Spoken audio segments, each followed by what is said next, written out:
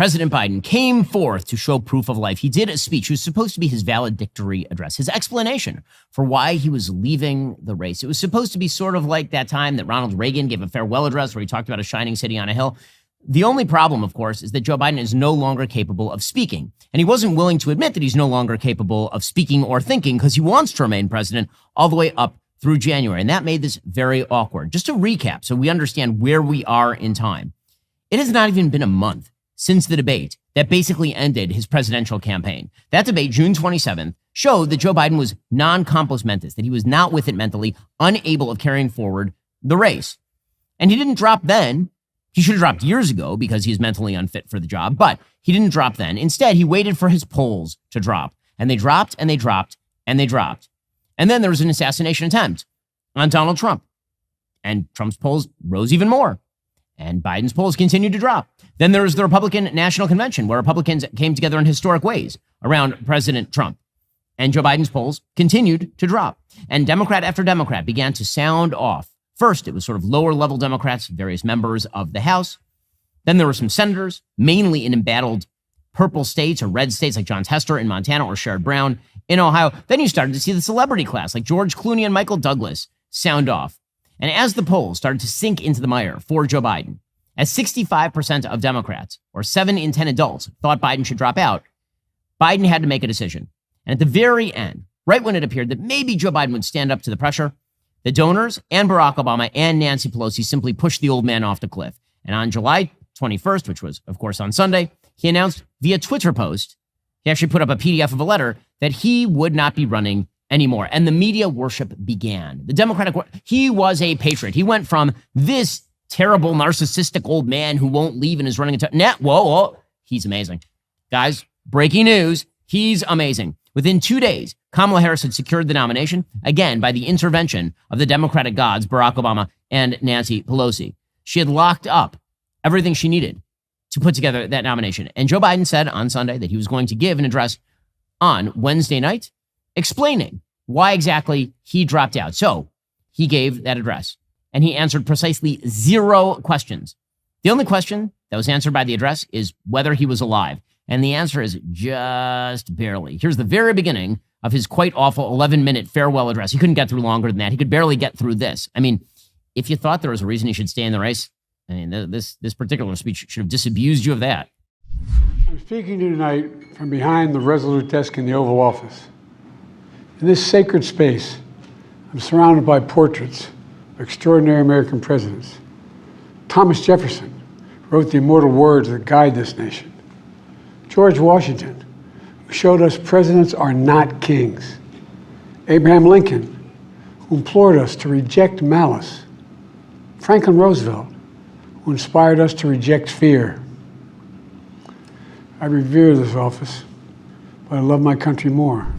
Leading up to this speech, the big question was going to be whether the president of the United States was going to explain why he was dropping out. Was he doing so for health reasons? It was perfectly evident from that speech that the president is failing, that he is fading. That is perfectly obvious to everyone. He could not make it through that 11-minute televised speech right there. He could not make it through with a teleprompter in front of him. He stumbled over his words. He appeared that he was beginning to fall asleep. It is perfectly obvious to everyone who is watching that the reason why Joe Biden dropped out of the race, and that is that he is in declining mental health, that he is, in fact, in the throes of some form of senility, that he is in the sunset period of his life. That is clear to everyone who is watching that.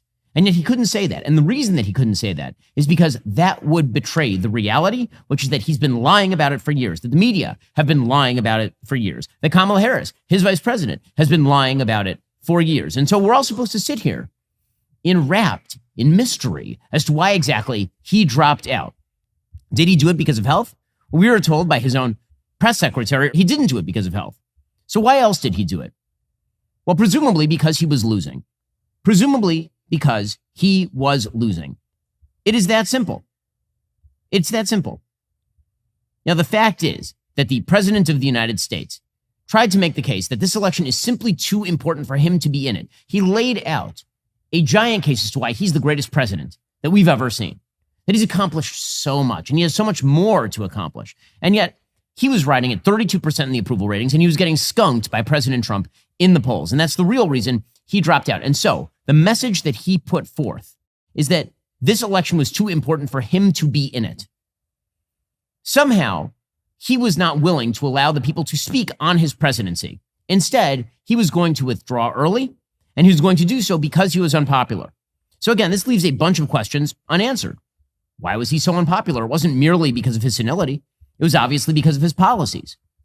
Why exactly is he giving way to a vice president who's going to mirror all of those policies? And why does he keep saying that this is all about preservation of democracy? It's been the honor of my life to serve as your president. But in the defense of democracy, which is at stake, I think is more important than any title.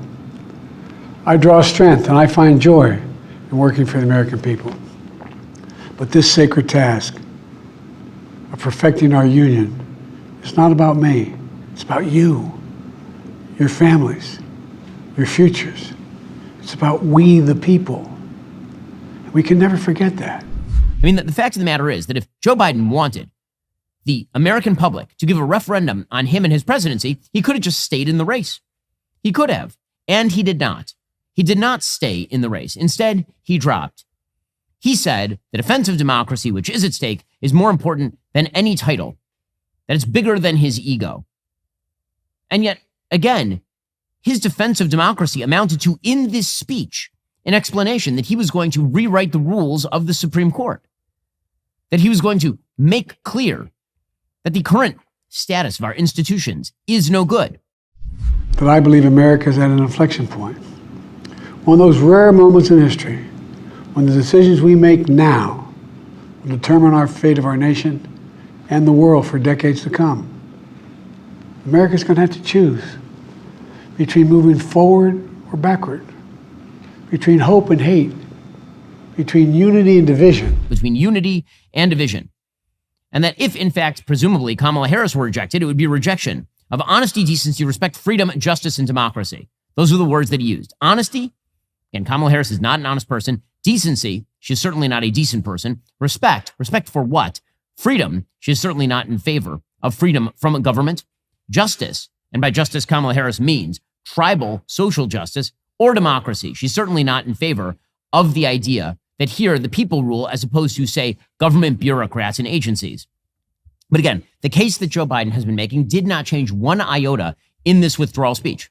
We know nothing about why he withdrew. If you were an alien, you traveled down to Earth, and this is the first speech you saw from President Biden, you would have no idea what in the hell he is talking about. He just kept coming back to this platitude over and over and over and over.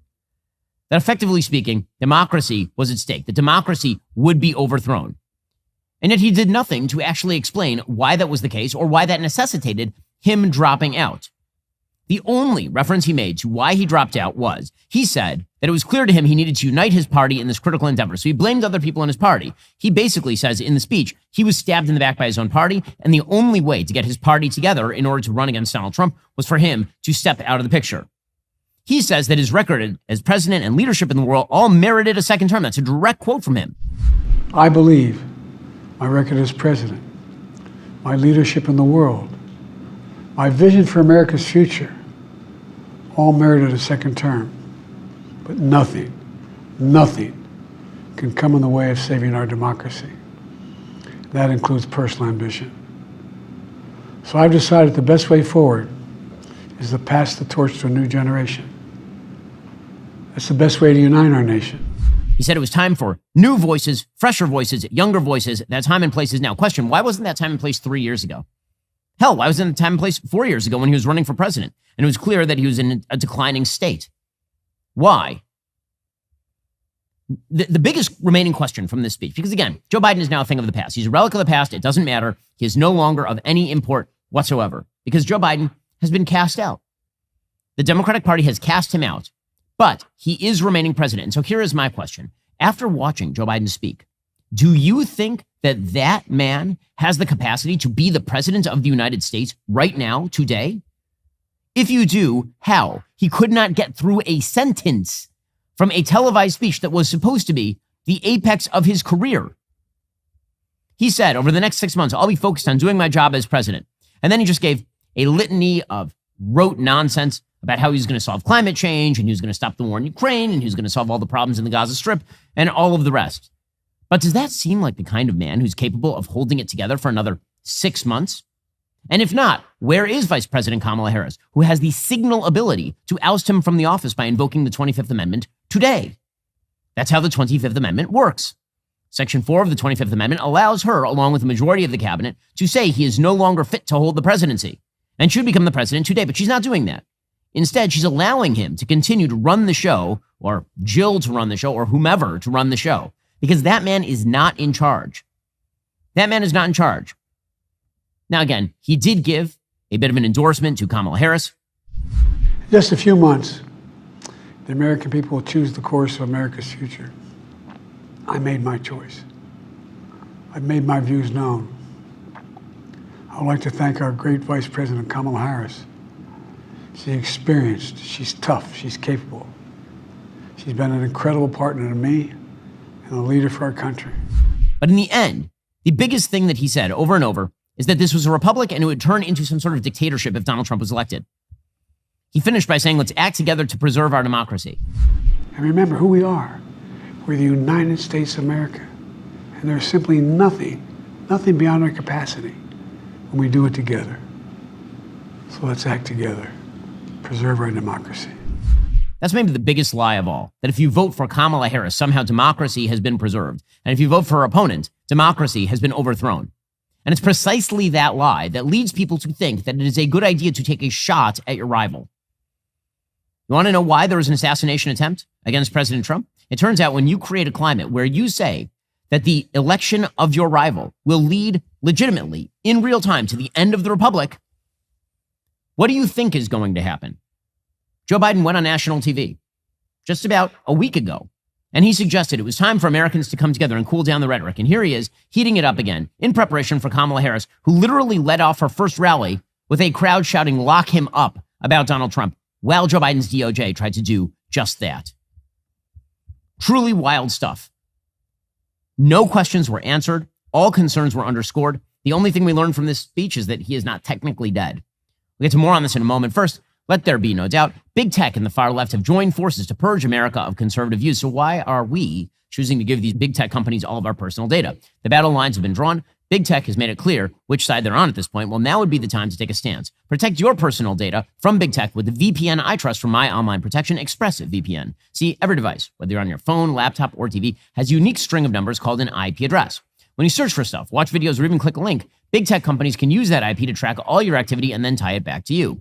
When I use ExpressVPN, my connection gets rerouted through their secure encrypted servers, so those companies can't see my IP address at all. My internet activity becomes anonymized. My network data is encrypted. The best part? You don't need to be tech savvy at all to use ExpressVPN. You just download that app on your phone or computer, tap one button, and now you're protected. So stop handing over your data to big tech companies whose aim is to censor you and spy on you. Instead, defend your rights, protect your internet activity with the VPN I use every single day. Visit expressvpn.com/Ben. Again, that's EXPRESSVPN.com/Ben. Get 3 extra months for free. Go to expressvpn.com/Ben right now to learn more.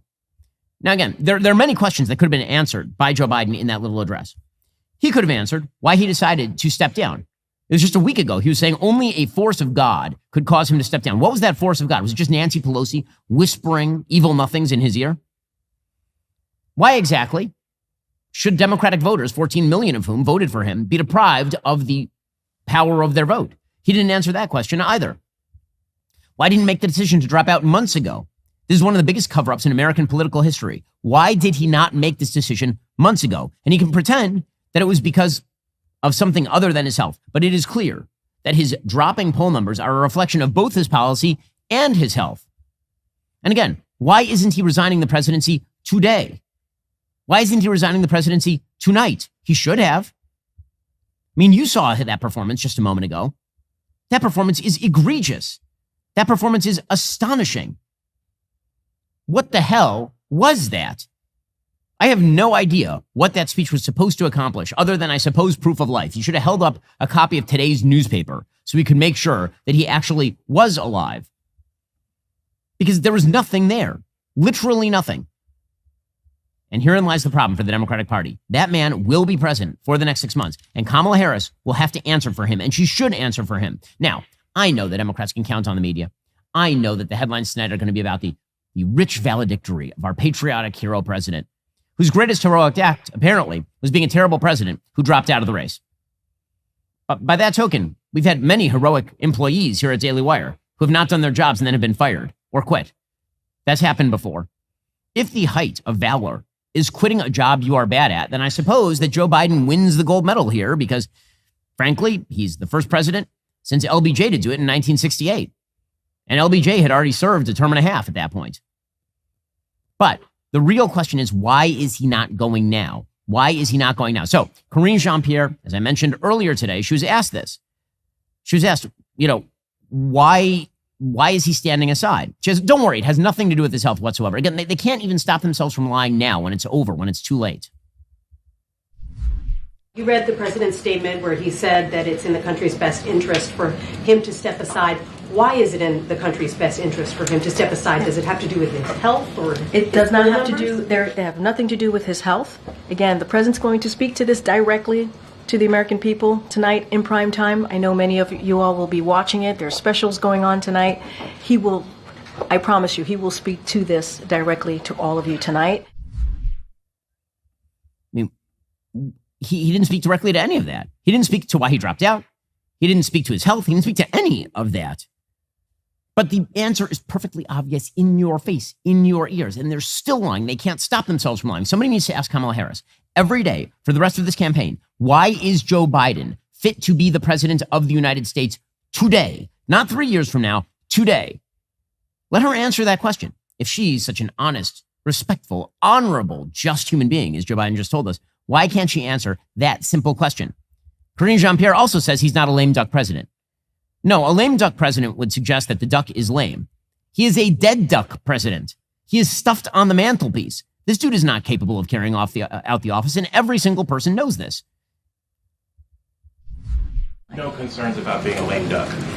We don't see ourselves as a lame duck president at all. In this period of time, this is a president that has been incredibly successful, and he's going to do everything that he can to continue to fight for the American people.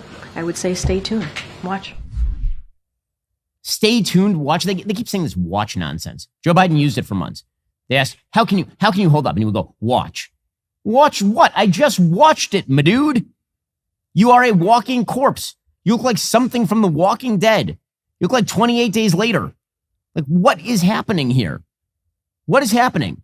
And make no mistake, Kamala Harris is propping this up. Okay, Kamala Harris is the new candidate, and she is propping this up. Here is Kamala Harris today calling Joe Biden a bold leader with a bold vision today. And you just saw him get on national TV. You saw that words cannot come out of his face hole properly. Here is Kamala Harris, your presidential candidate on the Democratic side of the aisle. A shining light of truth and justice in a cold, dark world, according to our senile president. I want to just share with you a little bit about him based on what I know, based on personal experience. Joe Biden is a leader with bold vision. He cares about the future. He thinks about the future. He has extraordinary determination and profound compassion for the people of our country. No, he doesn't. He doesn't have any of those things. He's been in politics since he was 29 years old. He's as corrupt as the day is long. And he won't leave because if he left now, he'd have to leave in complete disgrace. He's hoping to at least finish out his term. He's desperately hoping that Kamala Harris ends up as president of the United States so he can say he passed the baton. But the reality is he's a bad president and he answered no questions and none of those questions have been answered. And the rest of the world is looking and they are licking their lips at the possibility of another 6 months of this senility, followed by, God forbid, another 4 years at the minimum of Kamala Harris, all of which sounds unbelievably stupid. But do you know what's stupid? Do you know what's stupid? That. You know what's not stupid? Getting life insurance. Getting life insurance will give you peace of mind knowing that if something were to happen to you, your family could cover their expenses while getting back on their feet. Policy Genius is the country's leading online insurance marketplace. It makes choosing the right policy for your family easy and quick. With Policy Genius, you can find life insurance policies starting at just $292 per year for $1 million in coverage. Some options are 100% online and let you avoid those unnecessary medical exams. Policy Genius has licensed award-winning agents and technology that make it easy to compare life insurance quotes from America's top insurers and find the lowest price. Their team of licensed experts is on hand to help you through the process. Even if you already have a life insurance policy through work, might not offer enough protection for your family's needs, might not follow you if you leave your job. Policy Genius works for you, not the insurance companies. That means they don't have the incentive to recommend one insurer over another. So save time, save money, provide your family with financial safety net using Policy Genius. Head on over to policygenius.com/Shapiro. Get your free life insurance quotes. See how much you could save. That's policygenius.com/Shapiro. Again, policygenius.com/Shapiro. Get your free life insurance quotes. See how much you could save. Okay, so part and parcel of Kamala Harris's dishonesty is the media's dishonesty. So the media have been utterly and completely dishonest, of course, about Joe Biden's health.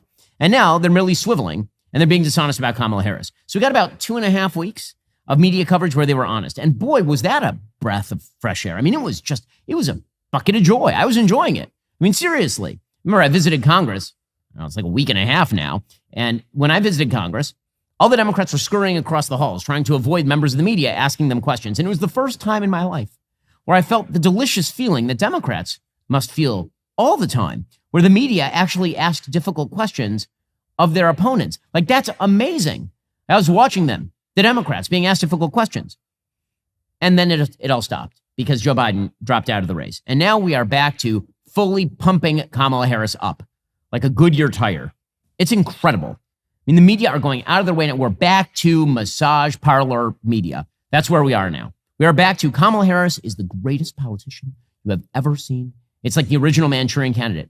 Raymond Shaw is the kindest, gentlest, most wonderful human being I've ever known. Kamala Harris is the kindest, gentlest, most honest, most wonderful, most articulate, most beautiful person any of us have ever known. The media shifted from Kamala Harris is a terrible vice president who's really unpopular, and Joe Biden is senile, to Joe Biden is an honest, wondrous patriot, and you will love him. You will respect him. That is your job.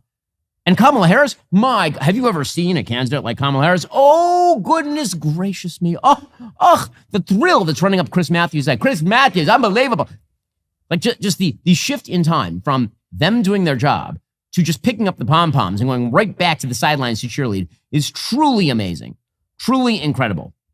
Headline after headline about the wonders and joys of Kamala Harris, how incredible she is. The Washington Post headline, Biden passes torch in somber speech. Wow, just incredible. Meanwhile, the same Washington Post talking about how Kamala Harris is the victim of racism. Such a victim. Harris' ascent fills some black women with jubilation and fear, says the Washington Post. Wow, I mean, that's the big story, is that some people are afraid for no reason anyone can discern. The New York Times, how Kamala Harris took command of the Democratic Party in 48 hours. She didn't do nothing. Are you kidding? Nancy Pelosi and Barack Obama shoved this thing into her hands. Or how about this one? Charles Blow, Democrats, all of them must protect Harris. Incredible journalism. Incredible journalism. The New York Times, Harris works to build bridges in the business world. Oh, really? Is that what she does? She works to, aside from being quasi-socialist, she's building bridges. That's really what she is doing right now. Meanwhile, Politico is talking about Kamala Harris's TikTok surge. Ooh, Kamala Harris's TikTok surge. Wow, that must be amazing. Gavin Newsom marvels at Harris's quick start. I pity Donald Trump right now. Ken doll clown. Just amazing stuff. Meanwhile, the rewriting of history goes on apace. My favorite is the sort of over-enthusiastic exclamations of excitement from Democrats. So Eric Swalwell, with whom I have a bit of a personal history over the last 2 weeks since he beclowned himself in front of me, in front of Congress. Eric Swalwell, the congressman from California, he described the most important qualities about Kamala Harris. Namely, she likes to dance and she likes to cook, which, by the way, if I said, they'd call it sexist, but Eric Swalwell says it, so it's perfectly fine and also cool because she's the cool auntie who's super brat, like brat. Oh my God, she's so brat. Oh my God, I can't roll my eyes hard enough for any of this without them falling completely out of my head. Here's Eric Swalwell. Someone said to me yesterday she's winning the meme war. Tell me about the Meme coconuts war. Wow. and tell me about the political significance of what Congressman Frost says there. Yeah. Well, it's just real. And young people, they can call BS so fast. They can Google it and check you so quickly. So when they see somebody who's just comfortable in their own skin, she likes to dance. She likes to cook. And yes, she has used, analogies or sayings from her family that are the first time we've ever heard them, and they land, and they're funny. And again, she is serious, but she doesn't take herself too seriously. Oh, my Lord. Oh, my Lord. She's serious, but she doesn't take herself. She's so authentic. She's so comfortable in her own skin. Have you ever seen anybody as uncomfortable in her own skin as Kamala Harris? Honest to goodness. She looks like that alien from Men in Black who's wearing around a human skin suit most of the time. She doesn't know how arms are supposed to work. She's bedazzled by Venn diagrams and electric buses, and we're supposed to believe that this crazy lady is somehow comfortable in her own skin? Well, when they're not trying to retcon exactly who Kamala Harris is, they're trying to retcon her record. So James Carville is out there pretending that she was never border czar, which is weird because she was the border czar. It's not my fault Joe Biden decided to put her in charge of the border. That was his dumb decision. Here's James Carville trying to pretend that never happened. In terms of the border, you could point the truth out. It's not going to do you any good. She was never border czar. She was put in charge of trying to coordinate diplomatic activities from countries that a lot of these migrants were coming from. But she's got a couple hours in the quill. First of all, that they walked away from a deal that was negotiated by conservative Republicans that had the endorsement of all of the border agencies, and they walked away from it because they didn't want a solution. The second thing that she can point to rather legitimately is border crossings are down. They're really trying to make it the case that she was not the border czar while she presided over the worst migration crisis in American history. Time magazine had a headline, Kamala Harris wasn't the border czar. Or how about Axios claiming that Harris was never the border czar? How about USA Today? Harris's border work was on root causes of migration. She wasn't in charge. Oh, is that how this works? She wasn't in charge. So she complained about not being in charge enough. Then when she was put in charge, she failed. But don't worry, she wasn't in charge. That's a great excuse. That is a wonderful, incredible excuse. Just really well done. So what are her actual qualifications? Well, Elizabeth Warren explains that her actual qualifications is that, well, she did visit an abortion clinic, and as we all know, that makes you qualified to be president of the United States. So if you've ever visited an abortion clinic for any reason, you are now qualified to be president of, in fact, the more abortions, the better. Here is Elizabeth Warren making some point that, frankly, I don't understand. We have to remember, Vice President Harris is one of the most qualified people to run in decades. What do you think has been her biggest accomplishment since she's been vice president? Oh, I have to say, since the Dobbs opinion, the way that she has rallied women and friends of women, also called men, around this country on the issue of abortion and just taken it home. First vice president in history to visit an abortion clinic. Go get them. Wow. She talks about abortion, ladies, and that makes her qualified to be president of the United States because abortion. Ooh, wow, we're all so impressed. CNN is impressed. They say she's running a celebrity-friendly campaign, which is precisely what you need to win those blue-collar voters in Pennsylvania, Michigan, Wisconsin, is you need celebrities on board. We are seeing in the entertainment industry, Kate, comparing it to the Obama years, which, of course, were huge celebrity-friendly years. Now, today, I hear that the Harris campaign has organized a briefing with the entertainment industry. Celebrities will be on that Zoom. They want to talk to them about how they can support. Wow, I'm so excited. Now, here is the reality. Kamala Harris is a deeply radical candidate. We'll get to that momentarily. First, Grand Canyon University, private Christian university in beautiful Phoenix, Arizona. GCU believes we're endowed by our Creator with certain unalienable rights to life, liberty, the pursuit of happiness. GCU believes in equal opportunities and that the American dream starts with a purpose. GCU equips you to serve others in ways that promote human flourishing and creates a ripple effect of transformation for generations to come. By honoring your career calling, you impact your family, your friends, your community. Whether pursuing a bachelor's, master's, or doctoral degree, GCU's online, on-campus, and hybrid learning environments are designed to help you achieve your unique academic, personal, and professional goals. With over 330 academic programs as of December 2023, GCU meets you where you are and provides a path to help you fulfill your dreams. The pursuit to serve others is yours. Find your purpose at Grand Canyon University, private, Christian, and affordable. Visit gcu.edu. Again, that's gcu.edu. Also, Jeremy's Razors. It's celebrating Christmas in July. And it is July, but not Christmas, but it's Christmas in July. Right now, you got the second gen Precision 5 razor for 25% off. The magic is happening. The Precision 5 has been radically redesigned, featuring sharper blades that last longer. Plus, it features a precision trimmer for achieving sharp, clean edges. Once again, 25% off for our Christmas in July celebration. Head on over to jeremy'srazors.com. Get your Precision 5 razor. Get an exceptionally smooth and close shave today. Alrighty, so how radical is Kamala Harris exactly? According to the Wall Street Journal, as vice president, Harris has moved largely in lockstep with President Biden on economic issues. Some analysts see this record as a roadmap. Before her time in the administration, she sometimes differed with Biden, often by favoring bigger governmental interventions in the economy. Excited, are we? Getting ready for higher taxes and higher inflation? Yes, it will be wonderful. She was, by the way, the deciding vote on the Inflation Reduction Act, which did not reduce inflation.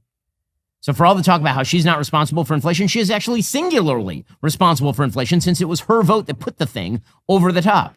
Meanwhile, Kamala Harris backs the revocation of the Donald Trump tax cuts. So if you want your taxes to radically increase in 2025, definitely vote for Kamala Harris. Kamala Harris also wants something called the Rent Relief Act, which would have provided a tax credit mostly for renters who make up to $100,000 and spend at least 30% of their gross income on rent and utilities, which of course would drive up the rent because rent control drives up the rent.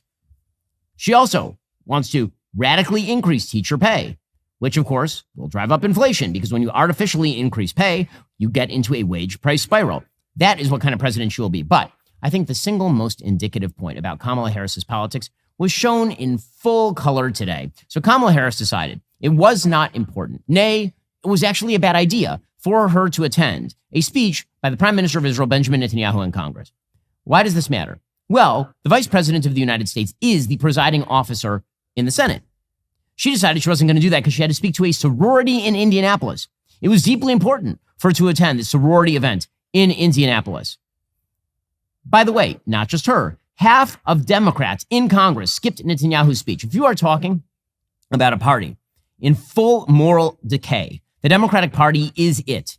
According to Axios, roughly half of House and Senate Democrats skipped Prime Minister Benjamin Netanyahu's address to a joint session of Congress on Wednesday. Now, I've never heard of anything like this. Seriously, an ally in a time of war, and the leader shows up to garner support for that war against an eliminationist terror group called Hamas and its terror paymasters in Iran. And half of Democrats don't show up. Now, I don't care whether Democrats like Bibi or don't like Bibi. He's the elected leader of a foreign country. Name the last time an elected leader of a foreign country gave a congressional address in front of all of Congress and half of one party didn't show up. Can you name one? You cannot. And the reason that the Democrats are doing this is because the Democrats are held hostage by their pro-Hamas base. That is why. That is what is going on right here. Among the boycotters were former House Speaker Nancy Pelosi, former House Majority Whip Jim Clyburn, and Representative Alexandra Ocasio-Cortez, who is busy bartending somewhere. Roughly 100 House Democrats and 28 Senate Democrats were present in the chamber for the Israeli Prime Minister's speech, meaning half of both caucuses were absent. This is not about Bibi Netanyahu. This is about Barack Obama's Democratic Party. I was there in 2012 when the Democratic National Convention voted by voice vote not to say that Jerusalem was the capital of Israel, and they were overruled by Antonio Villaraigosa. Barack Obama made a shift in the mentality of Democrats with regard to Israel, and they have never yet recovered. Nancy Pelosi put out his full statement, quote, Benjamin Netanyahu's presentation in the House chamber today was by far the worst presentation of any foreign dignitary invited and honored with the privilege of addressing the Congress of the United States. I've never heard anything remotely like that. Have you? I haven't heard anything like that. That's insane. I mean, when Zelensky came, did you say, wow, that was a terrible speech? God, I can't believe he gave that speech. Just an awful, awful speech.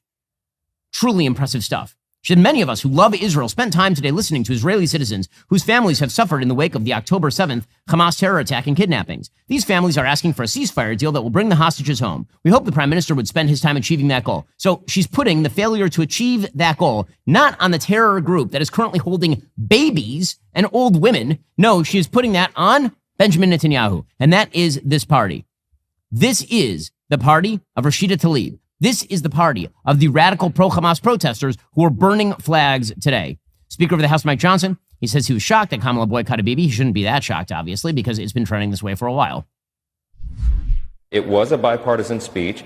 I think that's important. The support of America for Israel has always been a bipartisan matter. I was rather shocked that Kamala Harris chose to boycott the speech today. She should have been sitting next to me up there. It's pretty shameful, and I think she'll have to answer for that. It is indeed shameful, except when you realize that the Democratic Party has been taken over by the radical intersectional crowd that believes that the Palestinian Authority and Hamas are merely unsuccessful because they've been victimized by the cruel, successful Jews. When you realize that the intersectional philosophy that suggests that success is merely a reflection of exploitation, when you realize that that's the Democratic Party now, you understand everything that's going on. Rashida Tlaib, for her part, naturally, because this is who she is, she held up a war criminal sign during Netanyahu's speech. You can see her holding it up right there. I didn't realize she was going to self-declare, but there you have it. Meanwhile, in the lead up to Netanyahu's speech, the protesters, all of whom are going to vote for Kamala Harris. Let's be real about this. One of the reasons that the Democratic base is supposedly more excited about Kamala Harris is because Kamala Harris is, in fact, anti-Israel in the same way that Barack Obama was anti-Israel, at least by all indicators. I mean, she literally said last week that she believes in the passion of the people who are protesting against Israel. She said that in an interview. So it's clear where her heart lies, and it's clear that the people who burn American flags are going to vote for Kamala Harris. These are also the same people who released maggots and crickets at the Watergate Hotel where Netanyahu is staying. Despicable people. I mean, this is a picture. You can see the Israeli flag and the American flag in the background. And somehow, these disgusting pro-Hamas activists broke into the hotel, the Watergate Hotel, and they spilled bugs everywhere because they're trash people. So it shouldn't have been hard for them to find bugs. Meanwhile, pro-Hamas protesters literally removed the American flag from Union Square. So Union Square has 3 giant flagpoles that all carry the American flag. All 3 of them went down. Where are the authorities here? Where are the Washington, D.C. police? I thought this sort of stuff was a threat to democracy. Apparently not. They removed the American flag, proceeded to burn the American flag, and then raised the Palestinian flag above Union Station. The flag of a state that would have a terror government, the only government that currently rules in the Gaza Strip and the West Bank, is either Hamas or Hamas associated. Here were some of these pro-Hamas protesters burning the American flag while yelling, Allahu Akbar, and burn that bleep. You can't see this. They're chanting, burn that bleep, dancing around with Palestinian flags, and burning the American flag. Burning the American flag. While they're hanging Donald Trump in effigy, of course. Of course. Shocker. Because that's who these people are. That's who these people are. The chaos at Union Park, by the way, didn't stop there. It ended with the attempted beating of police officers. Here's some of the footage of the chaos that broke out at Union Park.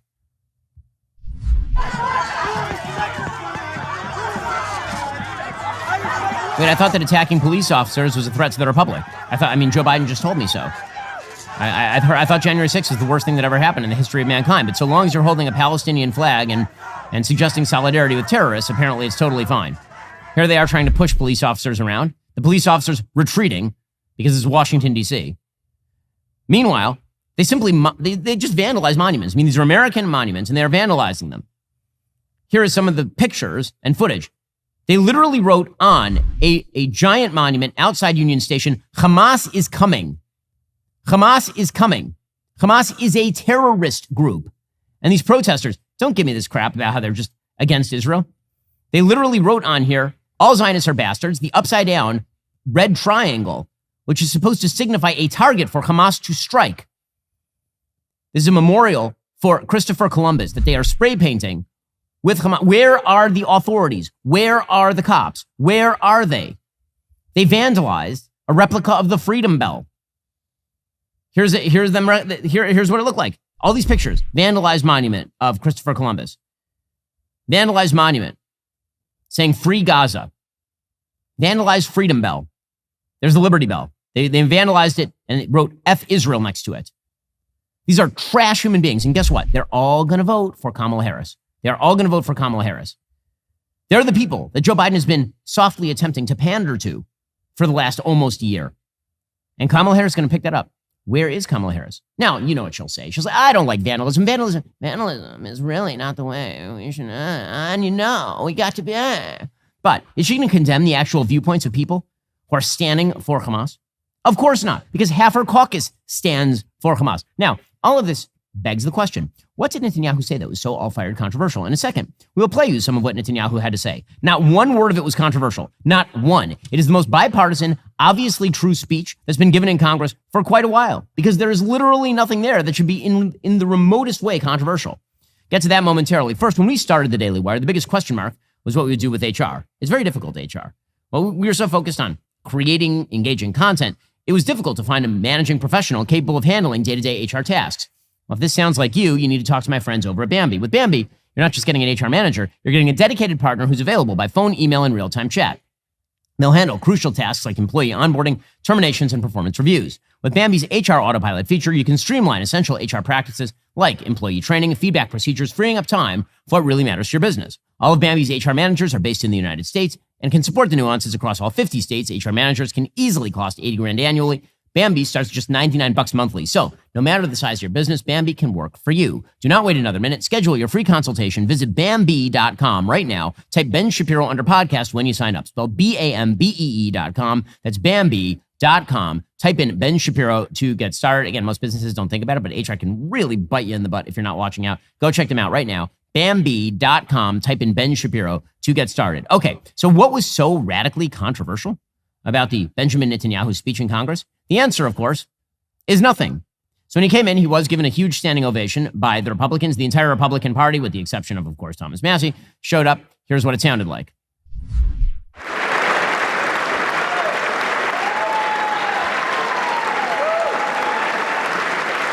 Again, half the Democrats aren't there. They are too busy cheering for the pro-Hamas protesters outside. The Democrats had to go to their number 3, Ben Cardin, in order to even get somebody in the chair behind Netanyahu. Okay, so what exactly did Bibi have to say? Well, the Prime Minister of Israel, Benjamin Netanyahu, he pointed out that this is not a clash of civilizations. It is a clash, instead, between barbarism and civilization itself. This is not a clash of civilizations. It's a clash between barbarism and civilization. It's a clash between those who glorify death and those who sanctify life. For the forces of civilization to triumph, America and Israel must stand together. Because when we stand together, something very simple happens. We win, they lose. Again, that seems pretty obvious. I mean, what is non-bipartisan about that? What there do Democrats really not appreciate? Do they have a problem with labeling Hamas barbarians?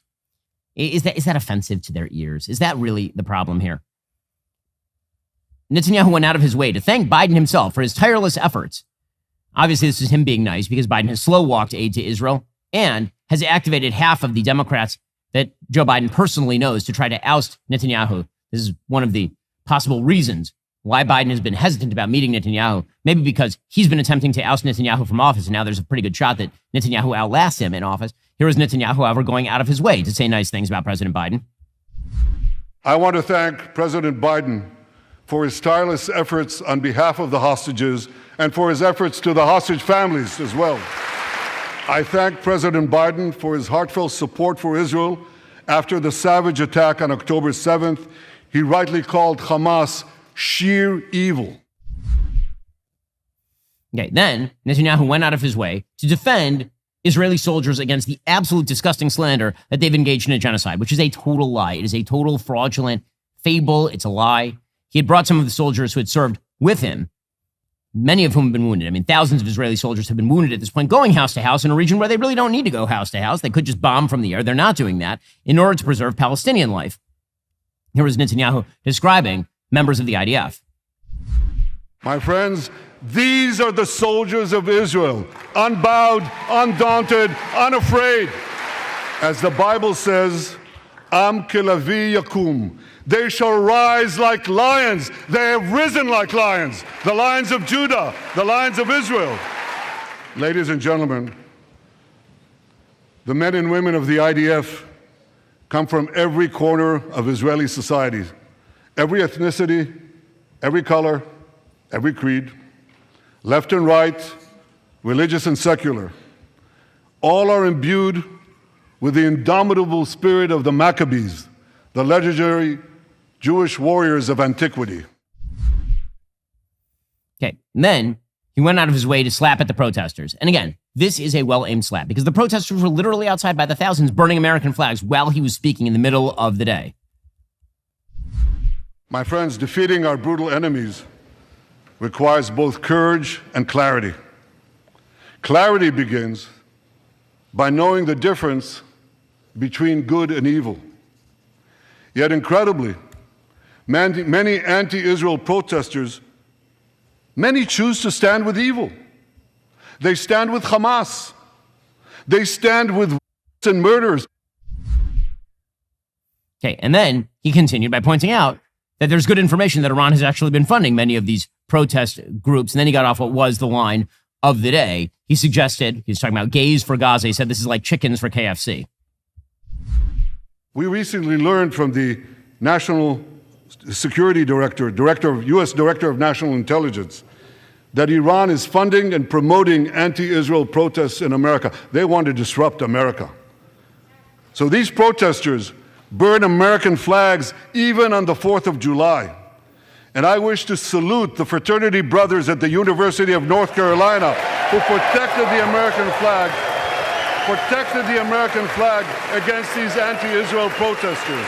For all we know, Iran is funding the anti-Israel protests that are going on right now outside this building. Not that many, but they're there, and throughout the city. Well, I have a message for these protesters.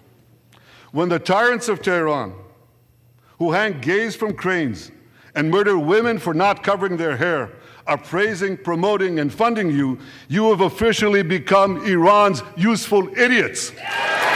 Some of these protesters hold up signs proclaiming gays for Gaza. They might as well hold up signs saying chickens for KFC. He is, of course, exactly right about it. Again, what here, I understand that it's become partisan because Democrats have decided it's partisan. What here is somehow non-bipartisan? Where is the worst speech you've ever heard a leader give, as Nancy Pelosi suggested?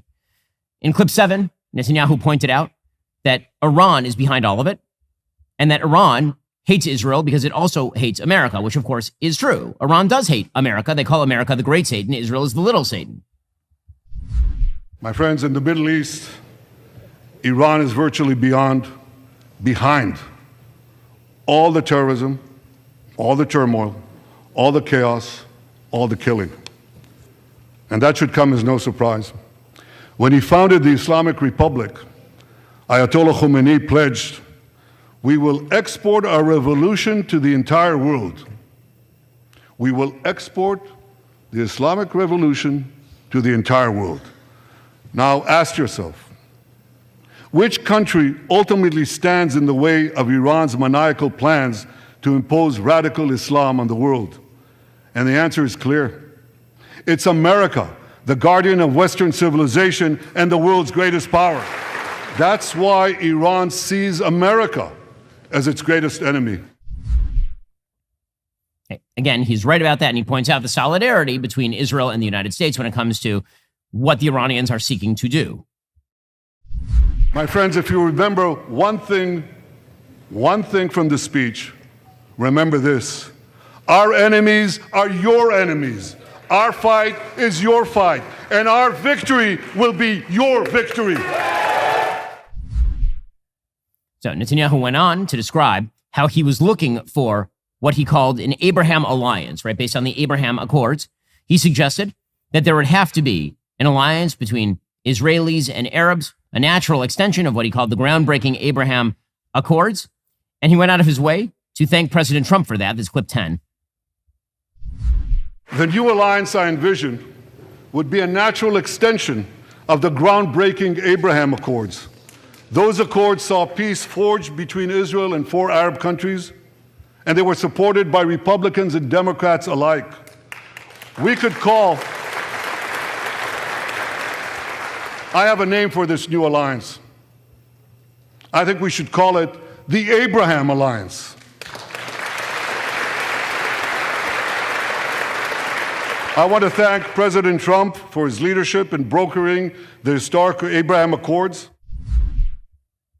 Again, this is about as bipartisan as it gets. He thanks Biden for his erstwhile support. And he thanks Trump for the Abraham Accords. He's scheduled to meet with President Trump, by the way, on Friday. So what exactly is the thing that caused half the Democrats to walk out? And the answer is a perverse ideology that, once again, suggests that there is something nefarious and evil about those who succeed in life, whether we are talking internationally or whether we are talking domestically. And that leads to an absolutely pusillanimous, a cowardly foreign policy on behalf of the United States. It leads to a disgusting ideology about success and entrepreneurship within the United States. And Kamala Harris carries all of that. She carries all of that.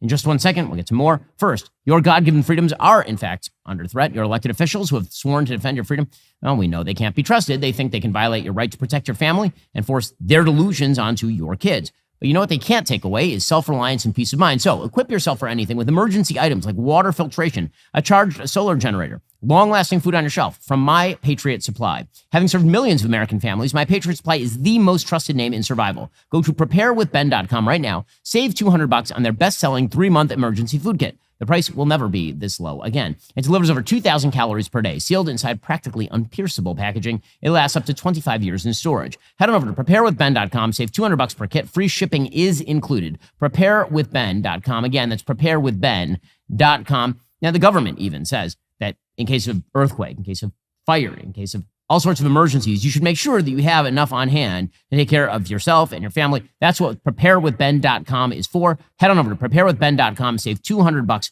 per kit. Free shipping is included. Preparewithben.com. Okay, Netanyahu concludes his speech with, again, a bipartisan appeal. Here's what he had to say. Through thick and thin, in good times and in bad, Israel will always be your loyal friend and your steadfast partner. On behalf of the people of Israel, I came here today to say, thank you, America. Thank you for your support and solidarity. Thank you for standing in Israel, with Israel, in our hour of need. Together we shall defend our common civilization. Together we shall secure a brilliant future for both our nations.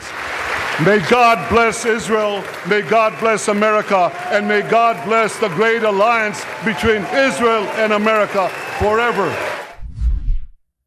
Now, again, I think one of the reasons you get the big ovation there is because all of the people who really despise Israel were outside of the room. Now, the media, of course, they have to do the dirty work for the Democrats here. So they're going to try to pretend that there was something radically controversial in this speech. CNN's fact checker, Jeremy Diamond, came out of the woodwork to not do any fact checking. I do love when they bring forward fact checkers who really don't bother to fact check. They sort of opinion check. Here is Jeremy Diamond of CNN.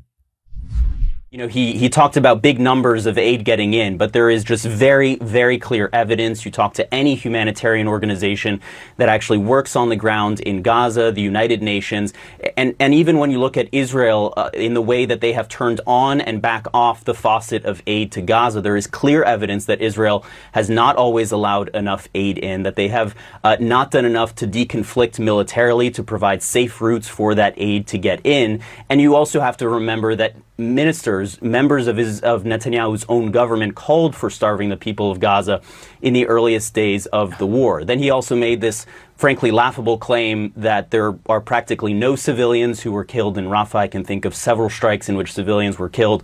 So that just doesn't even pass the smell test. Okay, this is ridiculous. We were told there would be tens of thousands of deaths in Rafah. Remember, all eyes on Rafah, and it turns out that Israel was able to move literally 1 million Palestinians out of that area inside of 2 weeks. Again, what is all of this? All of this hatred for Netanyahu, all the hatred for Trump, all of it is designed to promulgate a narrative. And the only narrative that matters for Democrats is Democrat victory. The fact is that Democrats have taken the wrong side in the Middle East. Democrats are the ones who are responsible under Barack Obama and Joe Biden for the rise of Iran in the Middle East. Kamala Harris's foreign policy looks like Barack Obama's foreign policy. They have to find some rationale for why their foreign policy is such a gigantic failure and why Donald Trump's foreign policy in the Middle East was such a historic success. And so what are they going to do? You know what they're going to do. They're going to lie about it. Alrighty, guys, coming up, we'll be getting into GovTrack, which is a site that actually ranks senators on how liberal they are. They're now memory holing bad content about Kamala Harris. Yes, you're watching the rewriting of history in real time. If you're not a member, become a member. Use code Shapiro. Check out for 2 months free on all annual plans. Click that link in the description and join us.